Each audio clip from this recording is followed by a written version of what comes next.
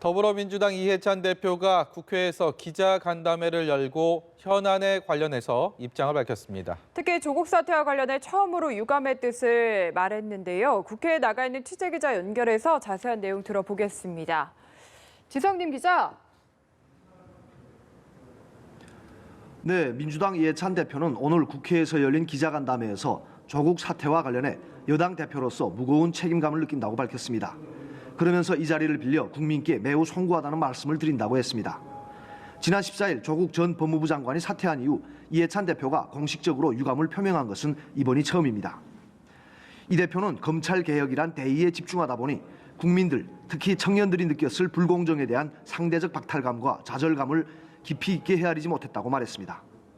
다만 이 대표는 조국 사태가 검찰이 가진 무소불위의 권력을 다시 한번 확인하는 계기가 되었다며 검찰개혁을 향한 국민들의 열망도 절감하게 되었다고 의미를 부여했습니다.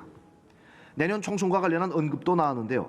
이 대표는 지난 월요일 윤호중 사무총장을 단장으로 하는 총선 기획단을 발족시켰다며 이번 주 중에 위원 선임을 마무리하고 실무 작업을 시작하겠다고 밝혔습니다. 이 대표는 곧 인재영입위원회도 출범할 계획이라며 민주당의 가치를 공유하는 참신한 인물들을 영입해 준비된 정책과 인물로 승부하겠다고 강조했습니다. 야당에 대한 비판도 빼놓지 않았는데요. 장관을 낙마시켰다고 표창장과 상품권을 나누어 가지고 국민이 선출한 대통령을 조롱하는 만화나 만들면서도 반성이 없다고 한국당을 비판했습니다. 네, 그리고 문재인 대통령의 모친 강한옥 여사가 별세했습니다. 정치권도 애도의 뜻을 표하면서 정쟁도 다소간 잦아든 것 같은데요. 이 내용도 전해주시죠. 네, 민주당은 조의를 표하면서도 차분히 가족장을 치르겠다는 문재인 대통령의 뜻에 따라 절제된 반응을 보였습니다. 민주당 이해찬 대표는 오늘 기자간담회에 앞서 강한옥 여사의 명복을 기원했습니다.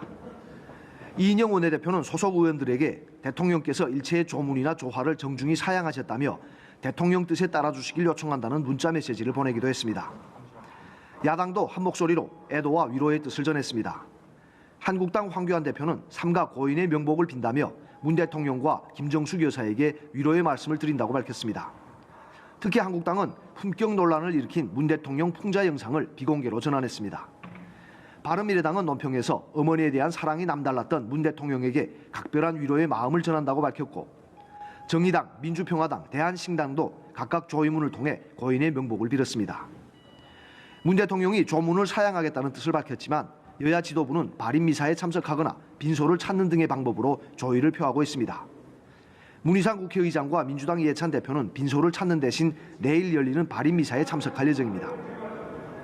한국당 황교안 대표와 나경원 원내대표는 오늘 각각 빈소를 찾아 조문할 예정이고, 바른미래당 손학규 대표, 정의당 심상정 대표와 윤수아 원내대표도 오늘 빈소를 방문할 계획입니다. 평화당 정동영 대표는 오늘 오전 빈소를 찾아 고인의 명복을 빌었습니다. 지금까지 국회에서 연합뉴스TV 지성림입니다.